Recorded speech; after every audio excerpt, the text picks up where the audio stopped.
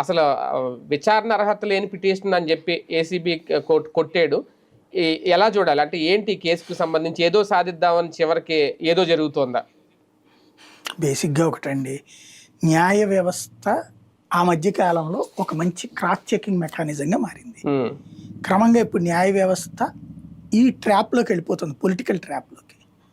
ఇప్పుడు for example Hydraa ఎందుకు పెట్టారండి తెలంగాణలో? చెరువుల్ని కాపాడడానికి. అమరావతిలో చెరువులు ఏమవుతున్నాయి? పూర్తి చేసి ప్లాట్ల కింద ఇస్తున్నారు.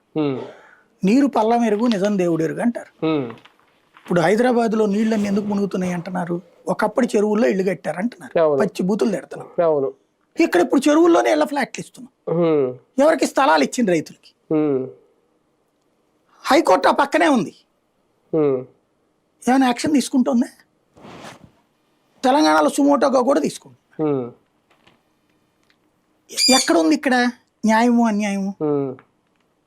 పక్కన 2 రాష్ట్రాల్లో ఇక్కడ అఖండ సినిమాకి టికెట్లు క్యాజువల్గా జరిపోయింది, అక్కడ అఖండ సినిమాకి బ్రేక్ పడింది. ఇట్లాగా ప్రతి అంశంలో కూడా ఒక భిన్నత్వం కనబడుతుంది. ఇక్కడ ఏం జరిగినా ఏమి యాక్షన్ తీసుకున్నా సరే ప్రాబ్లం ఏం లేదు. లీగల్గా పూర్తి సౌండ్ సబ్జెక్ట్ ఉన్నటువంటి అందులో ఇది కేసు